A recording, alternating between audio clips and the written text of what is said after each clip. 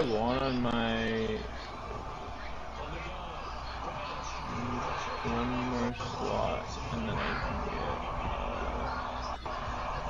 one step ahead. But for now, what do I want on deep route KO?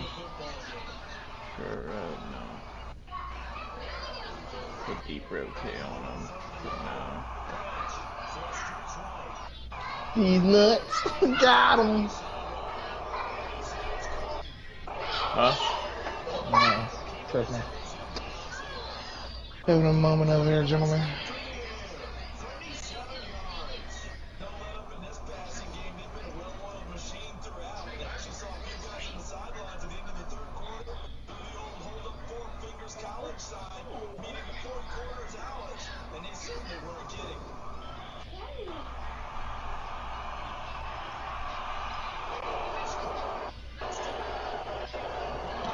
How many touchdowns can you get with your quarterback on the computer? 7. Okay.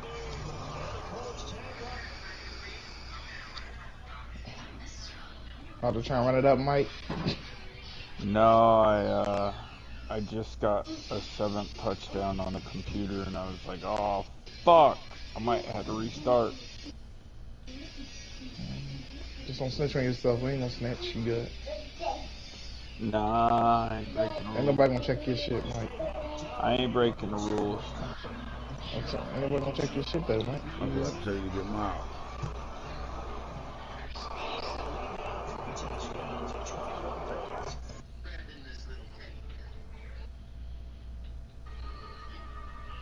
It's 7 touchdowns with him. And 3 with the skill player, right? Huh? It's 3 with the skill player, like wide receiver, running back. Yeah. And it's 7 with your quarterback, right?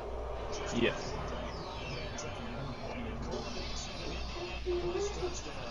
Prepare for utter domination. Domination. Domination.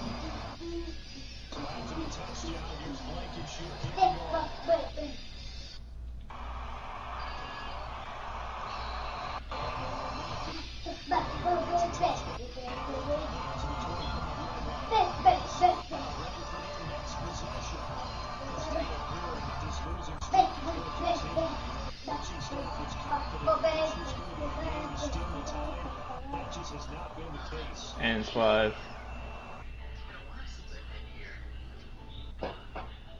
We live, baby.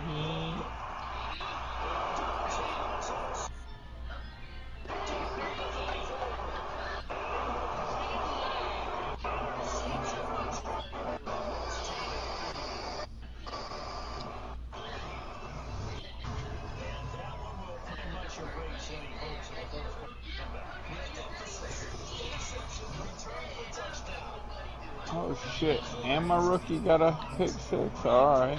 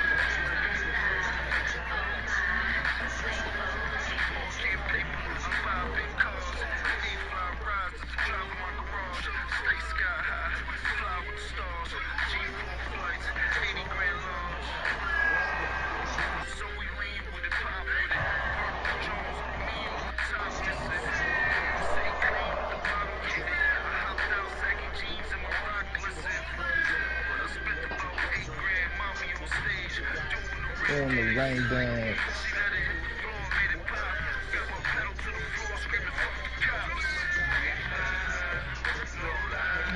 You know this. Ballin'. 3 with skill or 7 with QB. What you mean, Drew? I'm confused. What we asking for?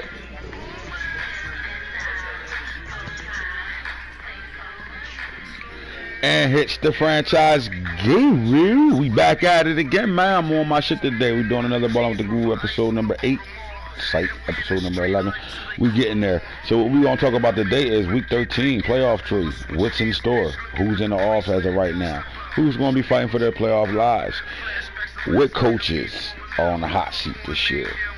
What coaches are having an outstanding season this year? Top offenses, top defenses, and we're going to continue our conversation through the top 5 when it comes down to positions. We won't get to a lot. Big time games coming up. Big matchups right now. While I'm in the playoff tree right now, I'm going to get out of this in a second or two. But just want you to see the screen. Pay attention if you're watching. You see who's playing where, when, and wow. I'm a little weirded out by that 4 versus 5 seed in the AFC. I don't understand what happened. Did I miss something? Was there a gameplay that I didn't realize that dropped the Broncos from the 2nd seed to the 5th? What happened in week 12?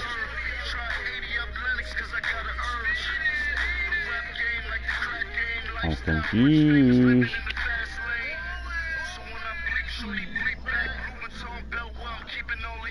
Rasul, Raheem, Skadines, Skibibbles, Skabats, Skedaddles will have some information for y'all today on trades and things that have been going on in the league as well. Yes, week 13, and we're still talking about trades. Now, how the hell you dropped the 5? I don't know. It's a little weird. Did that game get? He played the game already or something?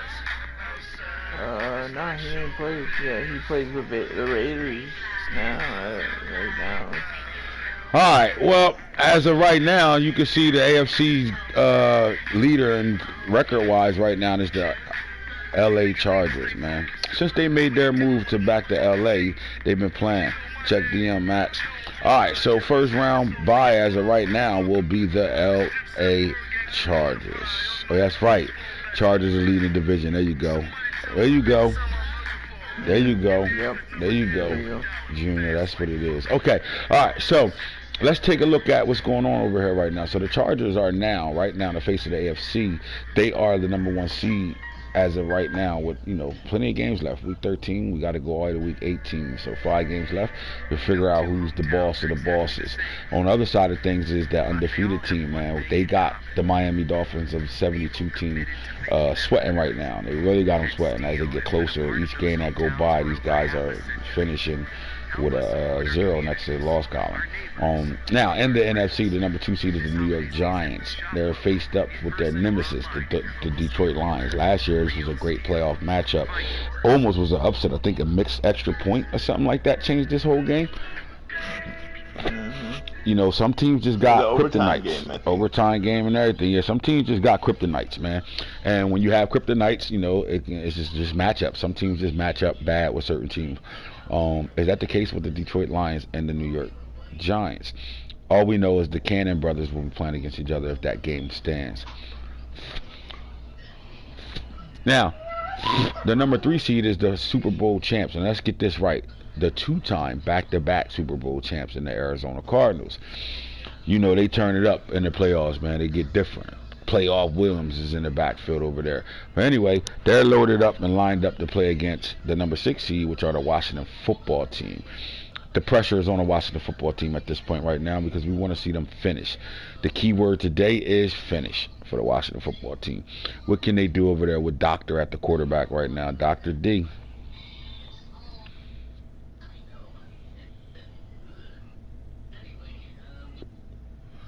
The number 4 seed is the Chicago Bears. Now, as good as the Chicago Bears is, why aren't we talking a lot more about the Chicago Bears? These guys win a lot of ball games. They are always in the playoffs. They win playoff games. They have won a Super Bowl. But yet, for some reason, why do I feel like they're not the favorites in this game right here, 4 versus 5. The 49ers is back in the playoffs once again right now. They're playing really good football. We know the 49ers mission right now is to get in the playoffs, stay in the playoffs. But their mission has to be the Arizona Cardinals. They have to find a way to turn that rivalry and make it not one-sided, and at least get ourselves a say in that fight over there right now. With the 49ers, right? So that's your NFC side right now. Right now, and if the playoffs started today, you will have the New York Giants 2 seed playing the number 7 Detroit Lions in New York. And then Arizona Cardinals will be taking on the Washington football team. They will be flying from out of D.C. to Arizona to go make that matchup. And then the 49ers will head their way out to Windy City and deal with O-Block and them. You know what I'm talking about? So No, he with didn't. those guys. He didn't vote.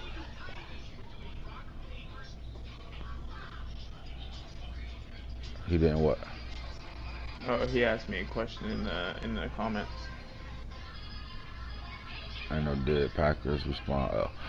Oh Lord. Good luck with that. I'll text him for him. Tell him I'll text him for him, so he can hear me. Now on the all the way on the other side of things, where they say the AFC is the weaker side of the conferences right now, we'll look at the number 1 seed sitting there chilling, and then right now 2 versus 7, you will find the Baltimore Ravens facing the New England Patriots if the Super Bowl, if the playoffs started today, where New England will have to fly into Baltimore and Charm City to figure it out there, and possibility of a weather game there. All right, so in sunny Miami, MIAO, right on the motherfucking docks, the Port of Miami, Cleveland, number 6 seed right now, and that can definitely change. These two match up tonight in a short few hours, half an hour. All right, so the Browns are the number 6 seed at this point right now, not due to record, only due because they're the second team in their division right now. But they got something to say about that later on tonight. But the Dolphins are the number 3 seed right now, and that matchup will be a really good matchup if the playoffs was to start today. And then another one right here will be the redeem game, right? So the Jaguars beat the Broncos in the regular season convincingly. And then the Broncos came back and destroyed them in the playoffs in the second round. However, the Jacksonville Jaguars made it to the second round for the first time in their short young career with Trevor Lawrence and Travis Etienne in their backfield. They are the 4 seed. They forever live here at this spot, the number 4 seed. I mean, that's just like their home. Anytime the playoffs start, you're going to catch the Jacksonville Jaguars there. We got some teams. I don't know. Mike hopped off fast. Have no idea who he played at all, but the Colts are trying to fight for that division. We'll see how that plays out in a second or two. So that will be your playoff matchups if the playoffs is to start today. So let me give you my insight on some of these playoff teams in a second. First, let's get over here and look at the teams that are on the outside looking in, and figure out what's going on with these teams right now. So we'll start back into the standings, and we'll start with the AFC first, and we'll look at those teams that are fighting for their playoff lives over here right now. There's not a team in the AFC with a letter mark next to their name that's in the playoffs yet. It's too close all the way around the board. So as you can see, Chargers, Broncos, Ravens, Browns, Dolphins, Jags, Patriots, and you see the Colts 8-4. They already played. They played the computer. All right, so the Colts are 8-4. This is big. My boys are 8-4 right now. Okay, Michael, doing this thing right now. Now, once that 8-4 changes, there's not another team, in my opinion, that has a shot of making the playoffs right now. 0-12 Texas, 2-9 Bills, 2-9 Steelers, 3-9 Chiefs. Raiders are 3-6, 3-8. Bengals are 4-8. However, if you're looking for an active league 24 hours that you can keep up to, and you know we're going to knock things out, play really good, let me know. I got a few teams I'm looking, coaches that are on a hot seat right now that might not have a team at the end of the season. So with that being said, I am looking for 2 very active users that's not scared of competition to come holler at us. You know what I'm talking about? But the Bengals not playoff team, Titans not a playoff team, Jets 5-6, they are still in the mix, but is a long shot. So I think really it comes down to the Colts. In my opinion, it stays right here. Colts, if they can knock the Jaguars off and finish with a better record, they end no matter what. But can they steal a 7th seed from a team like the It might Patriots? come down to week 18. We play against each other, so it might come down to that week. That's what I mean. Can they take the 7th seed from the Patriots or the 6th seed from the Browns? That's very hard. So let's see. I think their key game really isn't. Now that is the key game. That is the key game. Y'all 2 games. Versus and his game against the Jaguars. They're the most important games on his schedule left.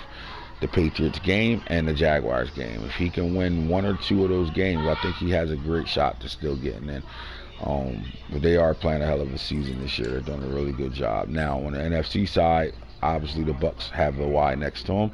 They're in no matter what. They won their division. Then you got the Giants, Cardinals, Bears, Niners, football team, Lions, with the Eagles with 5 losses as well, pushing the Lions at this point right now.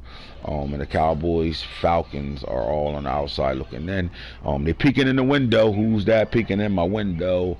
Wow, nobody now. But they peeking in, you feel me? And why they peeking in, they trying to get in. The Cowboys been in the playoffs before. They want to get back. They're playing a really, really tough schedule this year.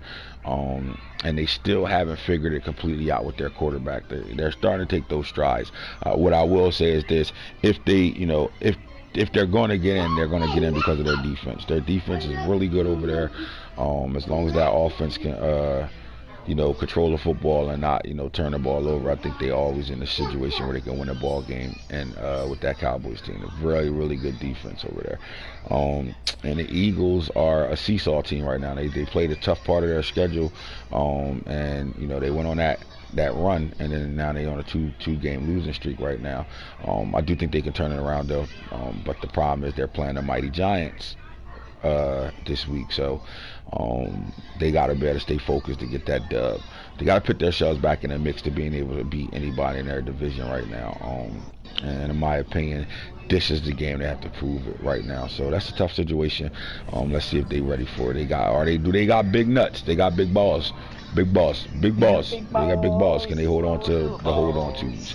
All right, man. Listen, we're not done talking conversations all over the place. I'm going to keep it talking right now, and we're going to go back into some situations. Now, we're going to take a look at the 2 number 1 seeds right now. Flat out, that's where I want to go. And when I look at these number 1 seeds, we want to go to their stats and awards right now. And let's just talk about the Bucks and the Chargers right now. The AFC's best so far and the NFC's best so far. And let's see where we are with certain things right now. Now, when you look at teams that are top teams in the league, winning, successful, all that comes with how they play offensively and defensively. All right, so let's talk about our top 5 total yards gained this year offensively and throughout the entire league, all 32 teams. The Arizona Cardinals have 6,846 yards. The Ravens are second with 6,843. The Colts are 6,545. Are y'all hearing me? The Colts are third with 6,545 total offensive yards gained. Chargers are number 4, 6,288, and then the Bears round off your top 5 with 5,827. Right, 6, 7, 8, 9, 10. As you can see, Jaguars, Vikings, Eagles, Dolphins, Bucks. I think the Bears. Nope. 1, 2, 3, 4. Bears are 5. All right. Now let's look at total offensive yards. Usually that doesn't change much, but in this case it did. Now, as you saw, total yards gained, the Colts dropped right out of the top 5, right out of it. Right, so let's look at it. Cardinals, they hold themselves to first place again with 6,413, right behind them with the Baltimore Ravens. But the Chargers jump up to third here, 5,776. This is the number 1 team in AFC at this point. Dolphins are in 4th place, Bucks are in 5th. Total offensive yards.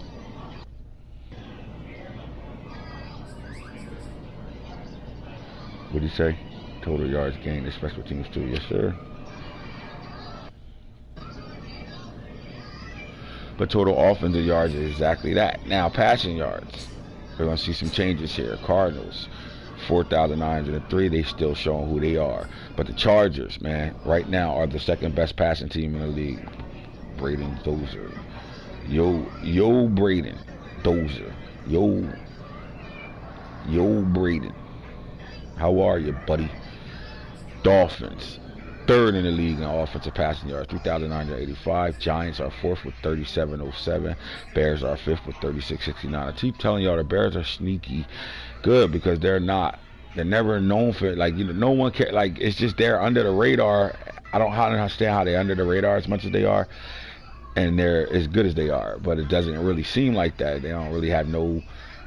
They don't have a guy that can, you know, sell their team and nothing like that. Bring some comp in my league.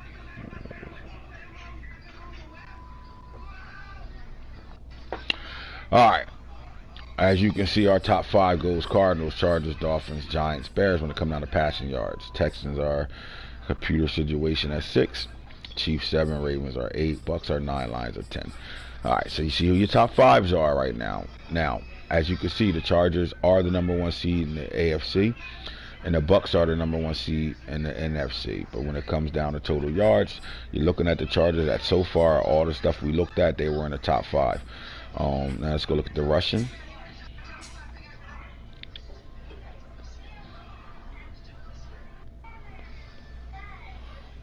There you go, Drew. Tell them again. Jaguars are the number 1 rushing team as a team right now in the league right now. 2,434 yards rushing from the Jaguars. The Patriots are number 2 with 2,254. Now, as much as I keep saying the NFC run more than the AFC, it doesn't look like it this year, right? Jaguars, Patriots, Colts are 3rd, 2204. Ravens are 4th, 2156. Buccaneers are 5th, 1995. Outside looking in, you got 6, 7, 8, 9, 10, and even those Cardinals are in the top 10 rushing right now. You don't have the Chargers in the top 10 when it comes down to running. They are a dominant passing team, although they're tight end / fullback time / H-back, whatever you want to call them, has more rushing touchdowns than most running backs in the league right now. Points per game, when you look at those that score at a high level, no one's doing it better than the Cardinals at 61. Then there's the Chargers at 52.5. Then there's the Giants, 48.5. Then there's the Bucks in 4th place at 44.8, and the Ravens round off the top 5 at 42.9. Passing touchdowns on the season right now, you're going to see Cardinals, Chargers, Giants, Dolphins, Bears, Bucks. So again, here's your top 5. 1, 2, 3, 4, 5. Bears and that with 42 touchdowns. Then there's the Bucks, Colts, and Ravens. I mean, the Ravens and the Colts are in the same category right now. Let's find that out, how make it make sense. 39 touchdown passes from the Colts this year, bro. And y'all don't think my boy Mike ain't balling? Oh my God, when it comes down to rushing, who's your top 5? All right, so the Jaguars have 34 rushing touchdowns. They don't win a game unless their running backs are scoring.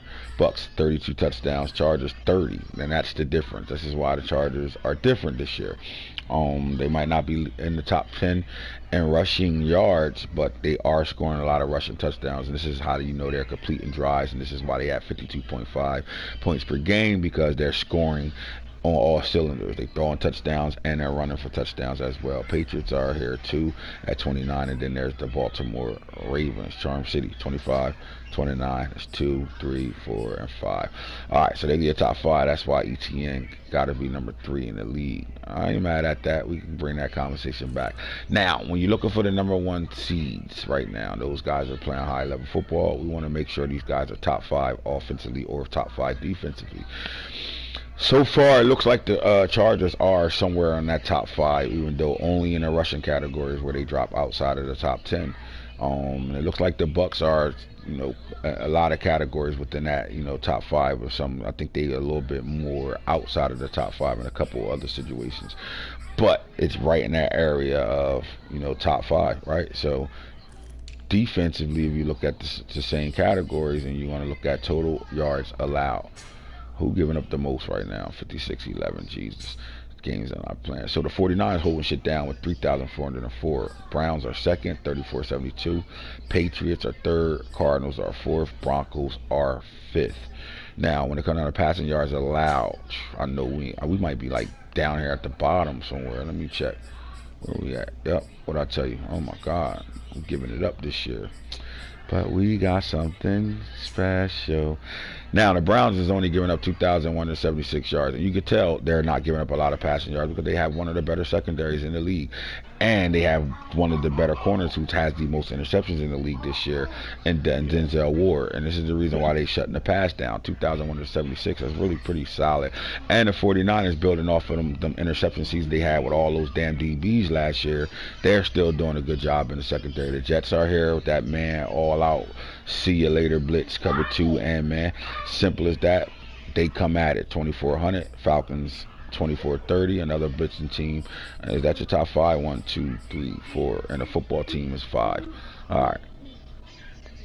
The mighty Cardinals is right outside. We're starting to see the Cardinals in a lot of categories right now.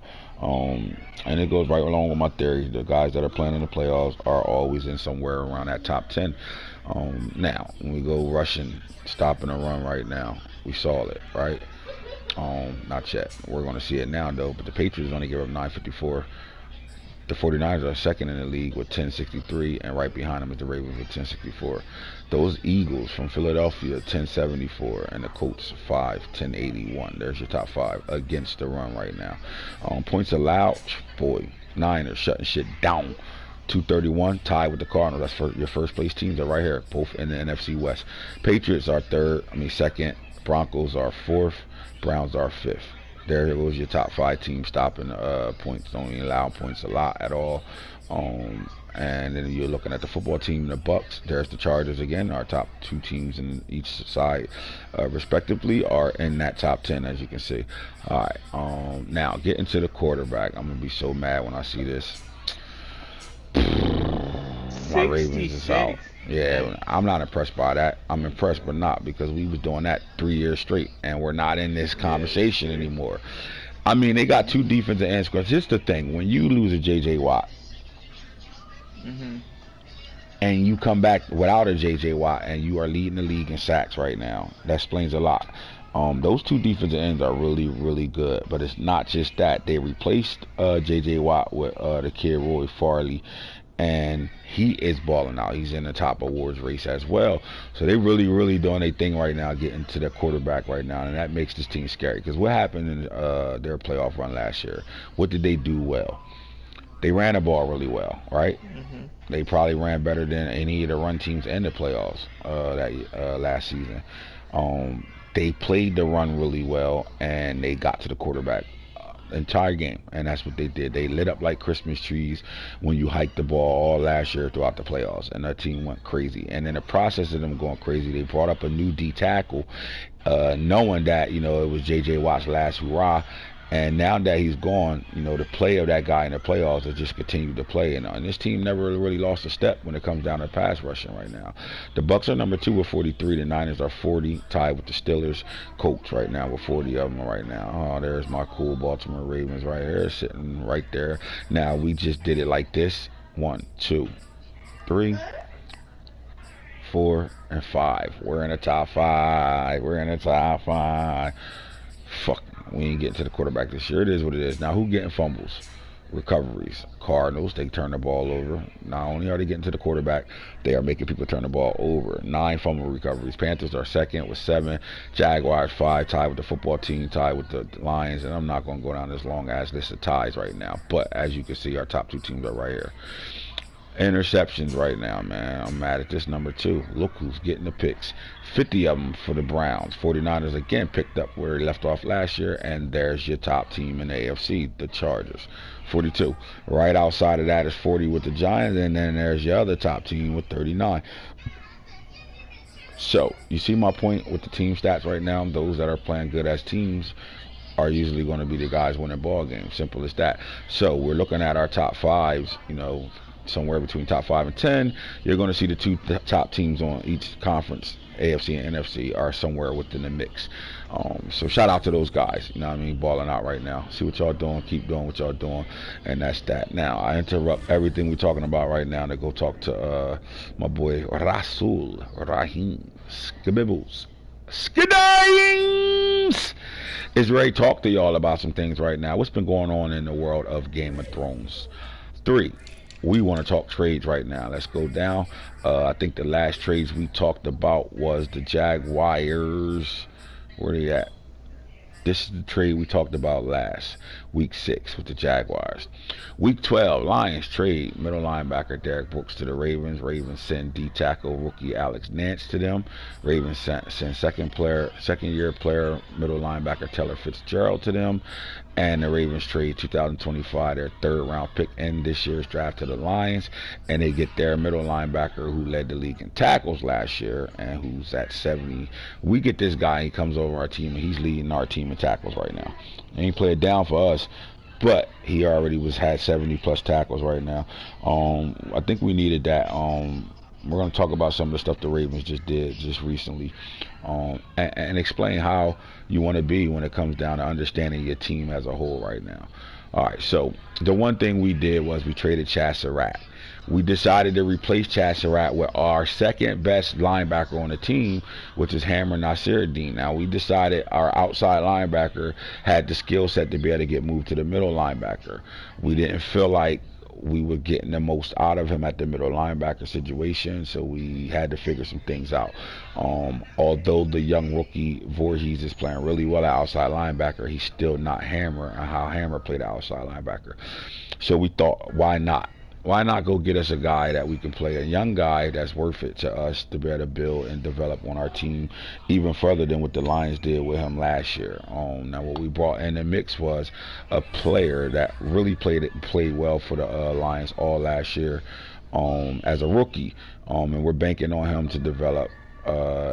When you look at your rosters and you're thinking about the holes and the things you have on your team, we know Hammer Nasiruddin wants $160 million. We just paid Adolphe Owe that type of money, so we don't know what we want to do with him yet. Although we know we're not paying him, so he's either going to play on a franchise tag or we're trading him. So in the process of that, we went and got us a player that we saw ball out for this team last year. So let's go look at what he did for the Lions the year before. So we bring in a middle linebacker who plays the true linebacker position, and now we don't have a guy that has nothing but edge rush threat stuff coming off the edge, forcing him to be a middle linebacker and figure out a position. Even though they're linebackers. It's a difference between a guy that got rushing skills off the edge versus a guy that sits in the middle. This guy's true middle linebacker. So with the Detroit Lions, he had 106 tackles, 11 tackles for losses, a half a sack, 5 interceptions. That production right there was enough for us to go chase this kid. He did cause a fumble last year.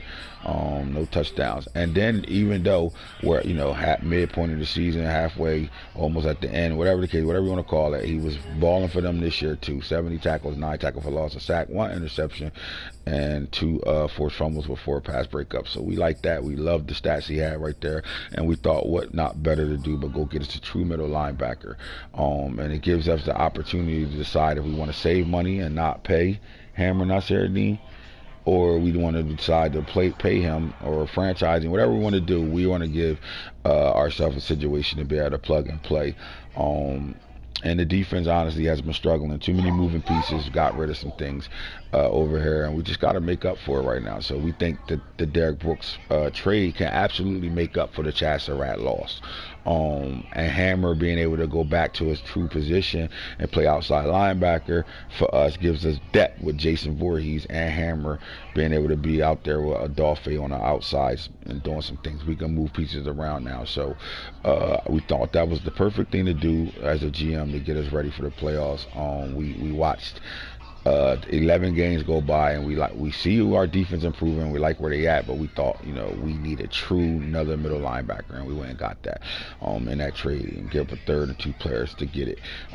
Now, how is he going to be caught up with the playbook and everything like that? He probably won't see the field yet, and which is fine with us. We're cool with that. Now, the other problem the Baltimore Ravens been having all year long is they've been giving up 300 plus yards a game in the passing game. Right, every team they've played this year has been somewhere between 300 yards a game on them in the air, and a lot of that's due to in the last 3 seasons they've traded 6 players in their secondary. 6.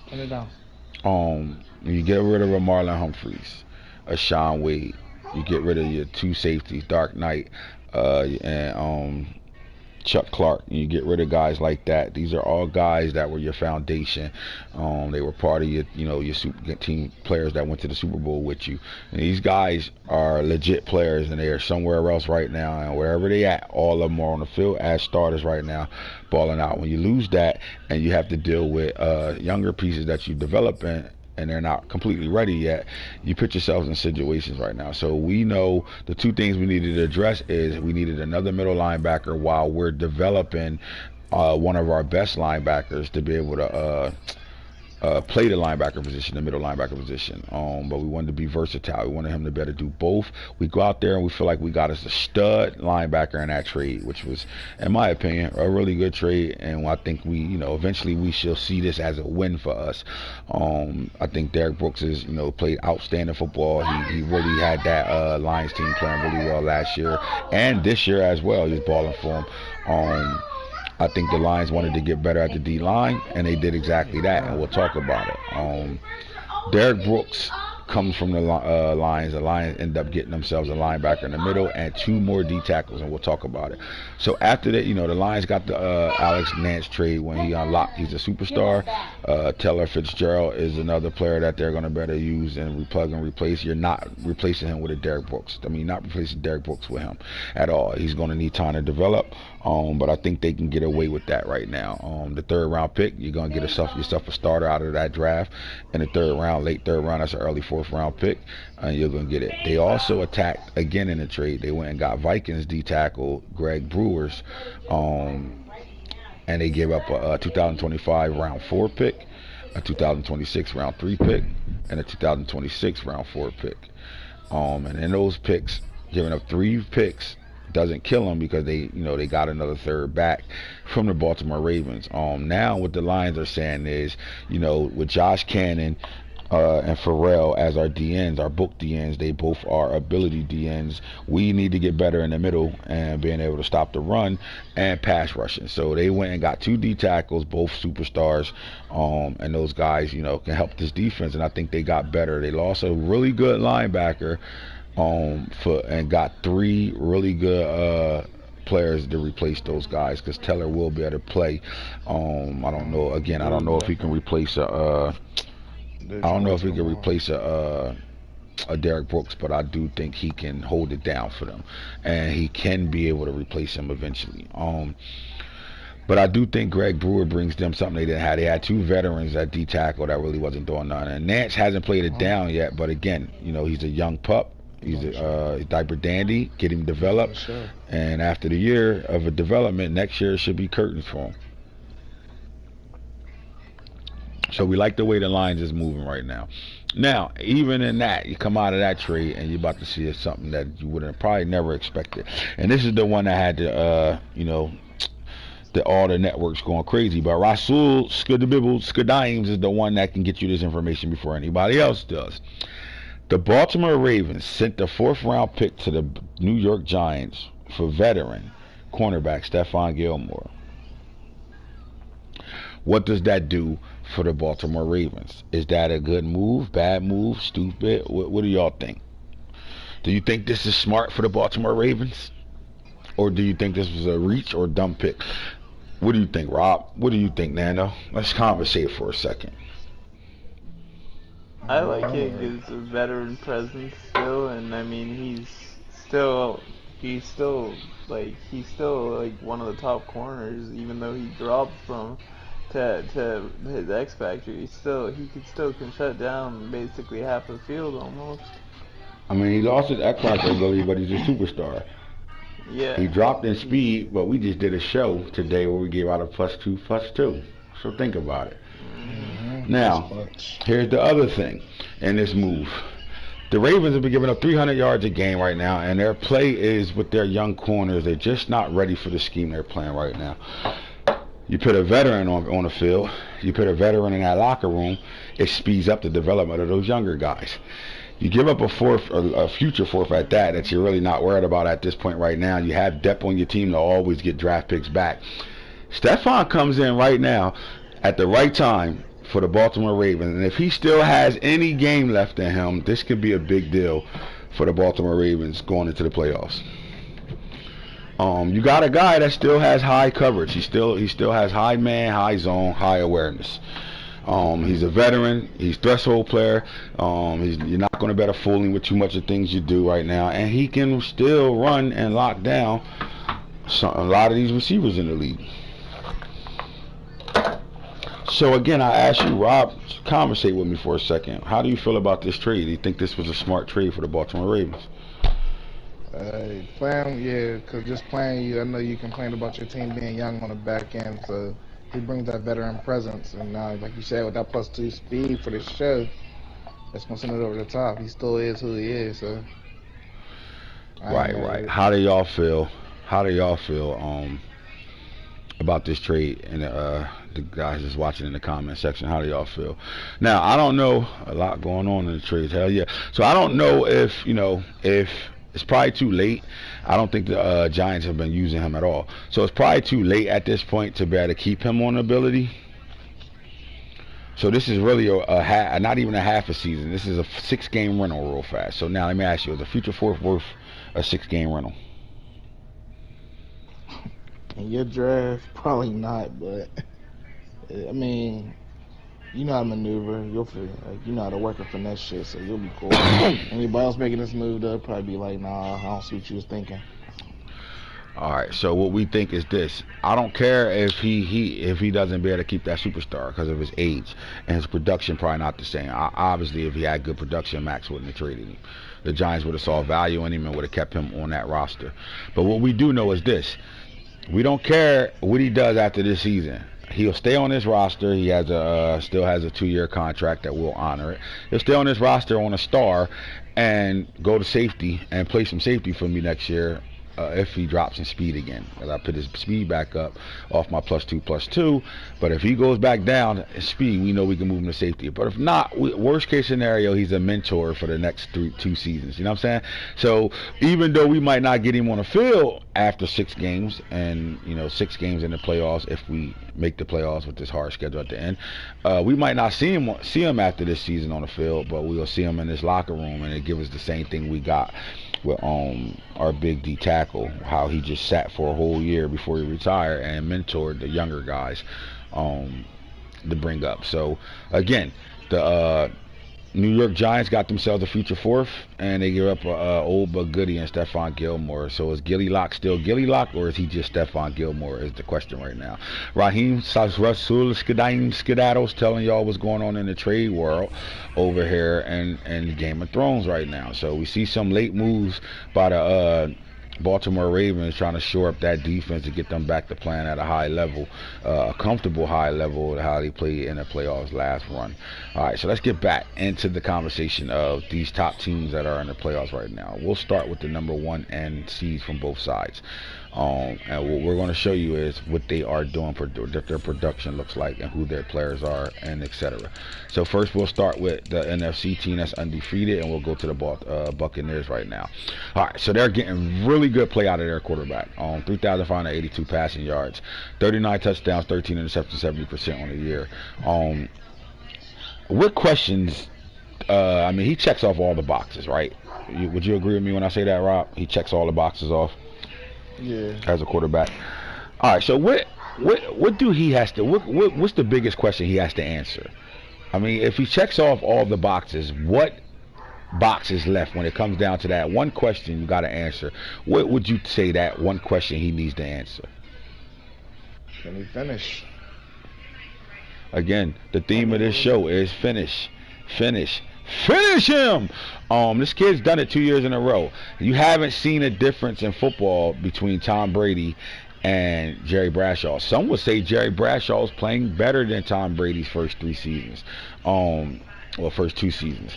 But the question to Jerry Bradshaw and his whole Buccaneers team is, can you finish? I mean, you have the MVP sitting on your roster. He's in a situation right now where he might win it 4 years in a row.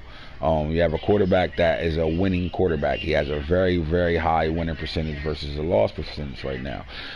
They get in the playoffs. And can they continue what they do regular season in the playoffs? Can this team finish? I do know this at the quarterback spot, only 9 sacks given up, 70%, only 13 interceptions. They have the recipe at the quarterback position to be able to win a Super Bowl. This quarterback just doesn't make a lot of mistakes, and this team puts them in a situation where he throws comfortable passes, man, off the play action. This team is one of the best passing teams in the league off the play action. Now, when it comes down to the run attack, we know exactly what happens over here. Ronald Jones II, 259, 1934, 7.5 yards, 31 touchdowns. This guy has 58 broken tackles. He's the only running back under 220 that has the freight train ability. All right, and just to answer that question, we know he's not supposed to have it. You would think so, but he built him as a power back when he went up to that X factor. And because of that, he's able to have that ability. And because of that, you see the 58 broken tackles. But this kid just doesn't break tackles. He's one of the most elusive running backs we've seen too, as well. Like he make guys miss. So I ask you, Rob, not to rub dirt on an open cut and nothing like that, but how elusive was he running the ball, or if he didn't do nothing against me. It was the air attack for me. So. Okay. Ronald Jones, you look at the stats, he only had like maybe 20 yards rushing.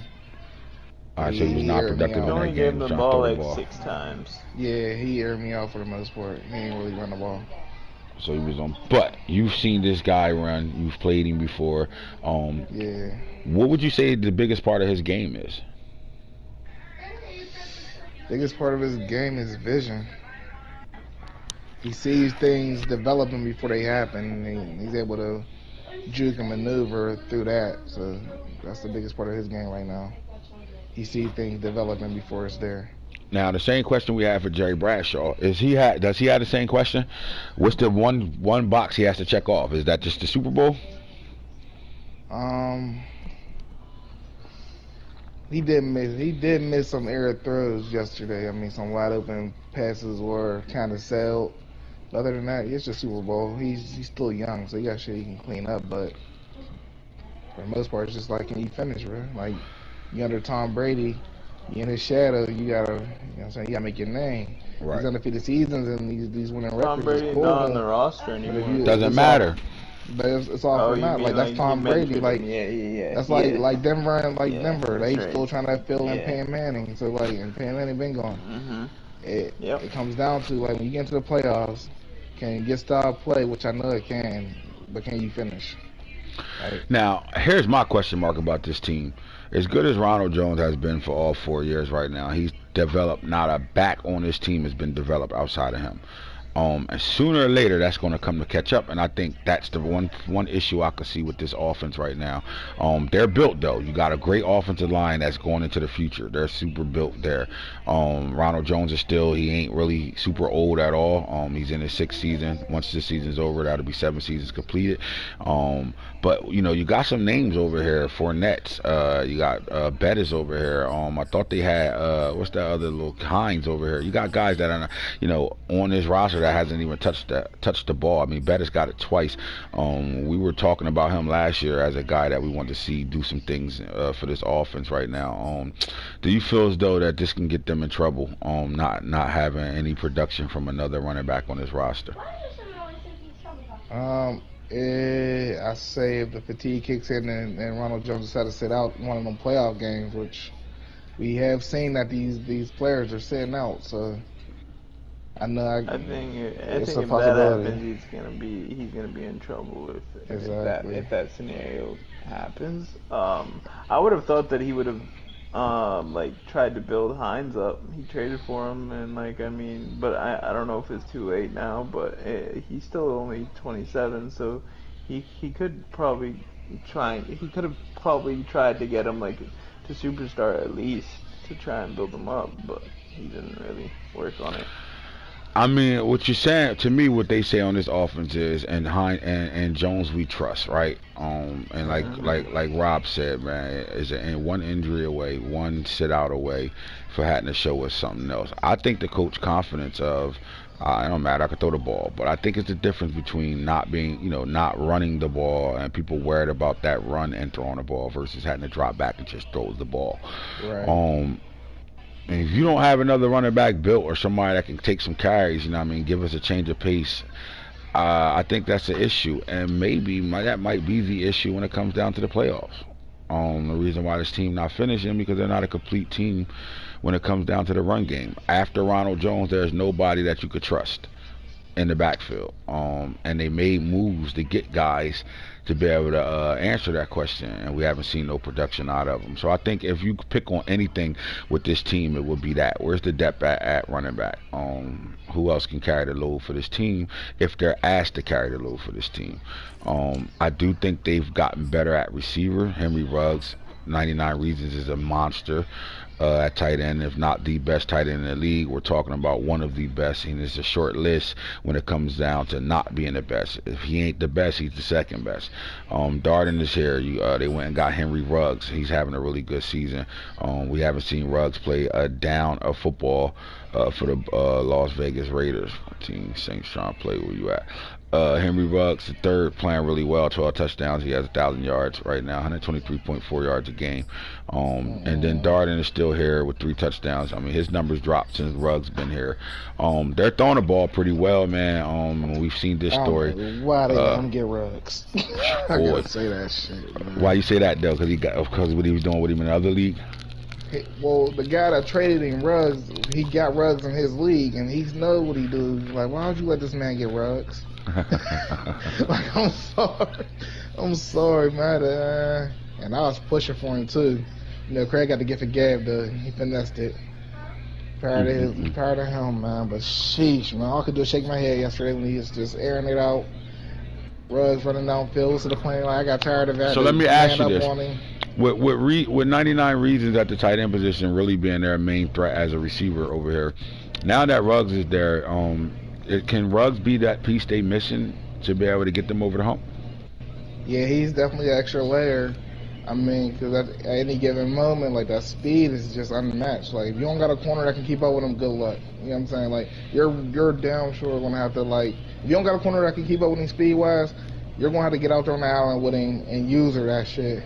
And literally hope that you can just keep up with him, like, and hope that your front seven do what need to be done. Like, you just got to trust your AI, because him with Ruggs is just stupid. Like, and I've seen it before. I seen it yesterday, so I knew it was coming. But, like, I just don't understand it, man. I just don't. And then you got that tight end. That tight end scary, you know, at any given moment.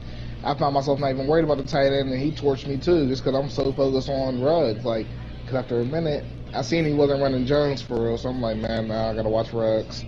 And when I focused on Ruggs, guess what? Ruggs still beat me, and I still had to put the tight end. So, this is skill, like, and I'm gonna tell you. I'm gonna tell you why. Even what you saying, you see guys make trades all the time for big name players and all that, and just can't get it done right now, right? No matter what. Right. So I'm gonna say the reason I'm calling this is skills is because it's this. It's having those pieces and being able to know what you want to do with those pieces. To have a Henry Ruggs, you brought him over here to get guys for loading that box up and saying fuck you as a passer. And if you do that, it's woo baby. Simple as that. Right. You bring in a Ruggs to say, alright, we know 99 reasons is my target, you know I'm going at him. Go ahead and double team him and do whatever you gotta do. I got single cover. Not everybody can make Ruggs still be that guy and the way he plays the game right now. So it's pick your poison. You got the quarterback that can make the throw. I mean, he has a cannon of arms, so we know he can throw anything. He can make the throw, and he can throw it out there and let Ruggs run under it, but he's accurate enough to make every throw on the field, especially coming off the play action. And what it is you got to stop Ronald Jones. You spend all your resource trying to do that. The tight end gets crazy on you. He can beat man-to-man coverage. He can beat double teams. He can do so much with that tight end. And then there's Ruggs, gives him the third dimension of that offense, which is the deep ball.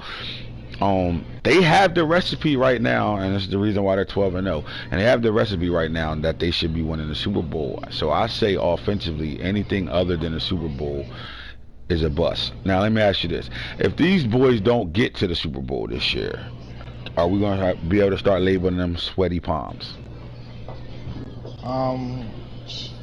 They better be in the same. If they can't get there this year, they're gonna be in the same breath with the Cowboys. You know, every year they Super Bowl contenders, and then shit, and then they ain't. Right? And then they ain't, huh? Yeah. So if the pressure's on this offense, the offense is there right now. When you look at their defense, we're seeing the same situations right now. Here's another thing that I think goes unnoticed when we talk about the Bucs. Let's talk about their offensive line. There's nobody else in the league that's going to be able to say this.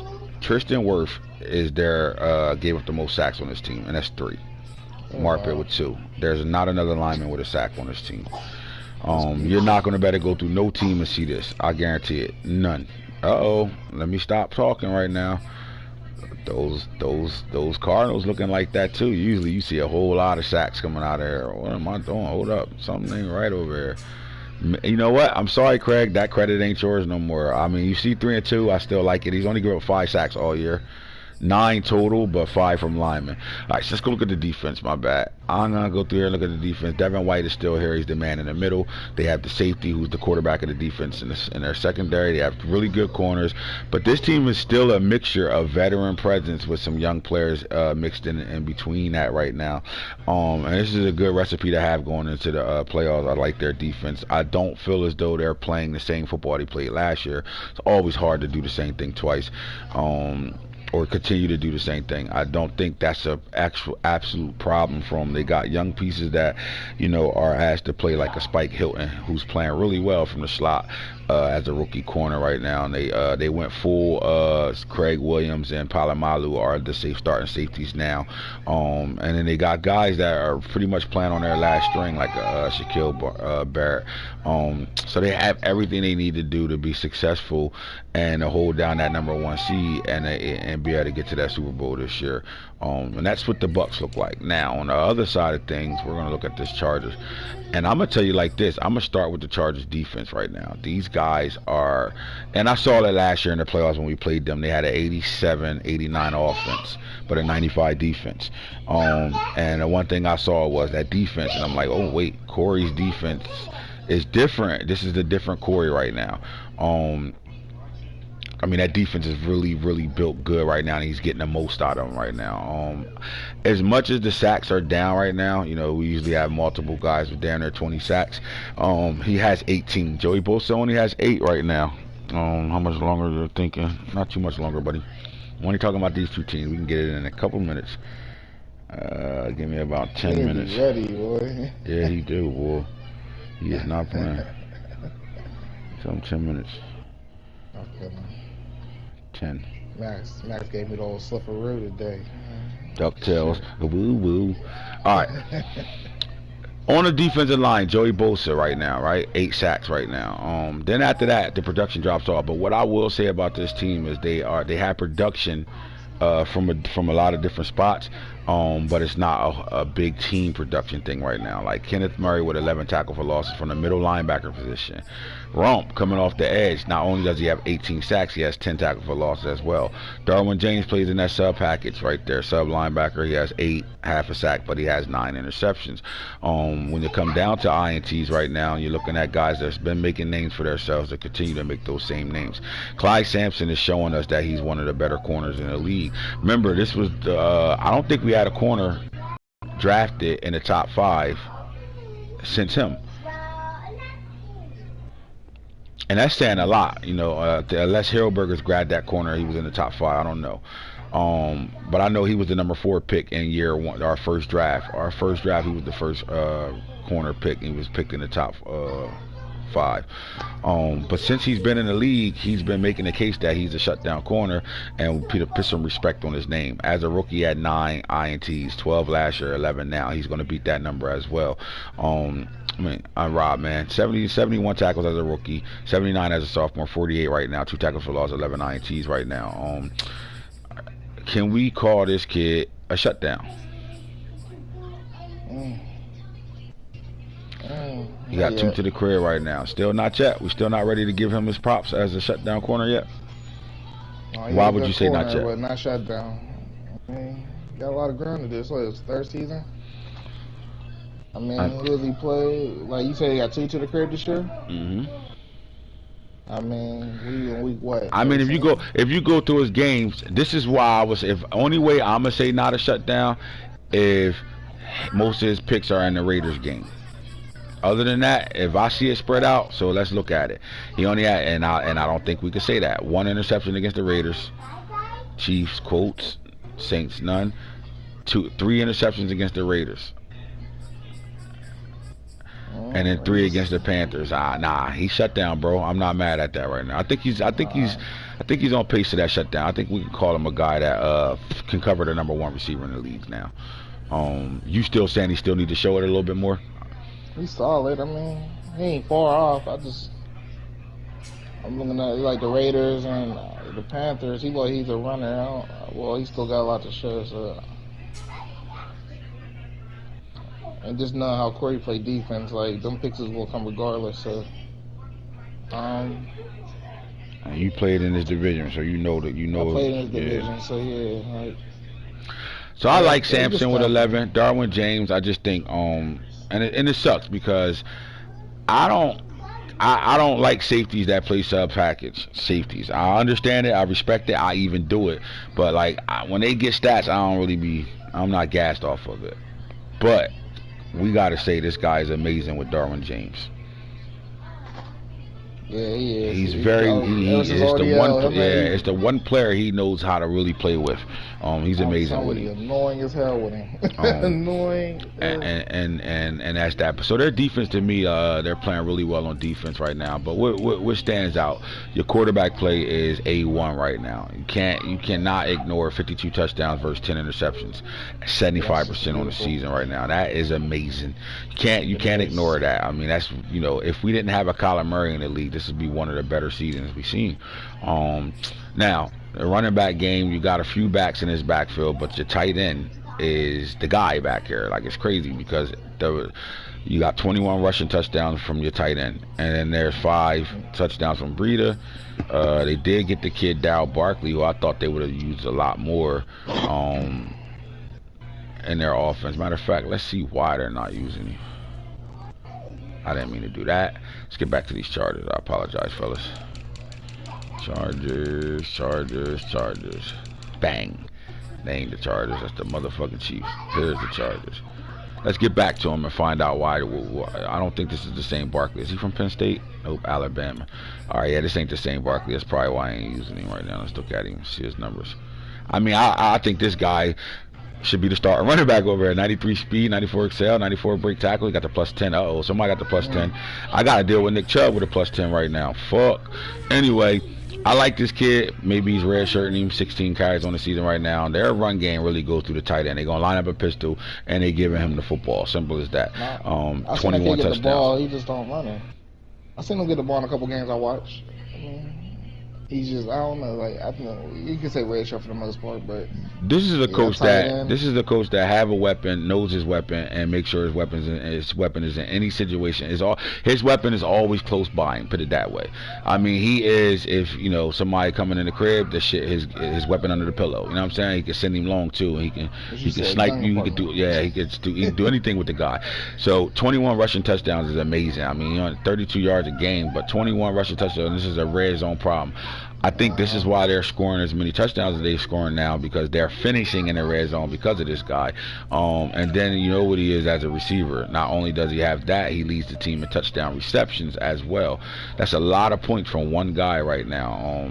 If this was college football, he's the Heisman winner for sure. You know what I'm saying? Like those type of numbers, doing it like that, he wins it. But this kid is balling right now.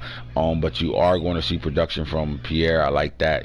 Pierre, I'm still want to know if he can answer that question of, can this guy win a 50-50, and what type of receiver is he? Does he have the real Moss assets where he can run by you, run up under shit, woo baby, or go get the 50-50s? I mean, he does have 12 touchdowns, and then Tylan Wallace is over here with 11, so he's getting production out of other players at their receiver position, but their offense goes as far as Bryce Moss takes them. Period. And it's a recipe for success. It's revolutionary because no one else is. I mean, I'm the pistol guy, and I ran that play more than anybody at times, but he revolutionized that by pitting. All he did was put a player there that nobody else would have been thinking of. Now, how many guys will come back with those special hybrids, tight ends, and start to do that? It's coming. It's coming. It's already coming. Right? And trendsetters are trendsetters, and simple as that. I ain't gonna lie, now, considered it. For them to be our top 2 teams in on each conference right now, the pressure behind them is real. It's not a comfortable 1 seed at all right now. Too many games left to even consider them holding down that spot with big games left. But right now, they are our 1 seeds. Chargers are the AFC's 1 seed, and right now the Bucks are the NFC's 1 seed right now, with the Bucks being 12-0 and the Chargers having 1 loss on their schedule right now. But they play some tough teams coming down the stretch right now. Anybody that's tuned in, we have a game matchup coming up between the hungry Cleveland Browns and the Baltimore Ravens, trying to figure some things out right now. This is a game that can, change the landscape of their division right now. Both of them are at 9-2. Ravens are on top of the division at 9-2. Browns are right behind them at 9-2. It's a road game for the Ravens. They are traveling to dirty ass Ohio. Here we go, trying to get it in right now. This game will be played shortly. I will have the broadcast up. Check that thing out. Big time players make big time plays in big time moments. And hits the franchise guru, balling with the guru, episode 11. Holla at us.